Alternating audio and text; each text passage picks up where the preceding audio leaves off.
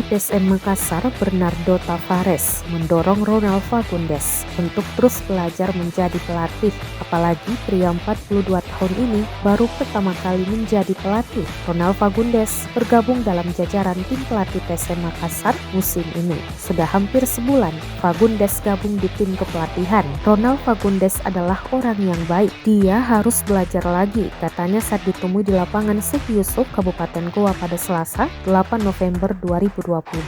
Fagundes diberi tugas melatih pemain yang tidak ikut di laga away agar fisik dan kebugaran pemain tetap terjaga. Tavares pun berharap Fagundes bisa menjalankan tanggung jawab dengan baik. Nama Ronald Fagundes tentu tak asing bagi fans PSM Makassar sebab ia pernah menjadi salah satu pilar utama di skuad Cuko Eja. Pria kelahiran Uruguay ini pertama kali tiba di Indonesia dan langsung bergabung dengan PSM pada 2003 lalu. Penampilannya di lini tengah tim Cuko Eja langsung menghipnotis supporter. Julukan si jenius pun melekat pada diri pemain asal Uruguay ini. Playmaker kelahiran 12 Mei 1979 ini sangat masyhur sebagai pengocek lawan. Umpan-umpannya sangat terukur dan pergerakan tanpa bolanya sering menyulitkan lawan.